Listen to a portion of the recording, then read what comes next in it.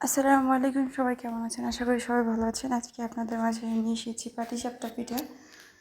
তো পাটিসাপটা পিঠা অনেকে বানাতে পারে, অনেকে বানাতে পারে না। যারা বানাতে না পারে তাদের জন্য আজকের এই ভিডিও। তো দেখতে পাচ্ছেন এখানে অনেকগুলো পাটিসাপটা বানিয়েছি।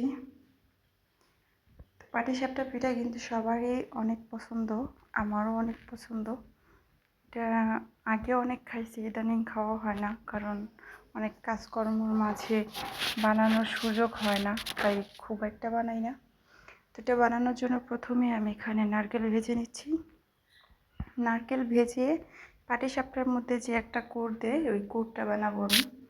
নারকেল ভেজে তারপরে হালুয়ার মতো বানাবো এই নারকেল দিয়ে। তারপরে এখানে কড়াই বসিয়ে দিয়েছি, কড়াই বসিয়ে এখানে একটু তেল ব্রাশ করে নিয়েছি। তেল ব্রাশ করানোর পরে আমি আগে এখানে আটা গুলে নিয়েছিলাম। আপনারা চাইলে ময়দাও গুলতে পারেন, গুলে রেখেছিলাম। তো সেটাই আর কি এখানে দিচ্ছি কড়াইতে। সুন্দর করে পাতলা করে ছড়িয়ে দিতে হবে আটার গোলাটা। তারপরে মাঝখানে সেই অ্যালন বলেন আর কুর বলেন, আমাদের এখানে তো অ্যালন বলে, কুর বলে, যেটাই বলেন সেটা মাঝখানে দিয়ে তারপরে সুন্দর করে বটে বটে বানাতে হবে। তো দেখতে পাচ্ছেন এটা বানানো হয়ে গেছে অলরেডি।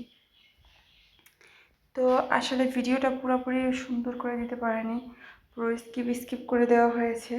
আপনারা বুঝে নেবেন, যদি কোথাও না বুঝেন তাহলে কমেন্ট করে জানাবেন। আর হচ্ছে কার কার এই পিঠাটা খেতে খুব ভালো লাগে তারা কমেন্ট করে জানাবেন।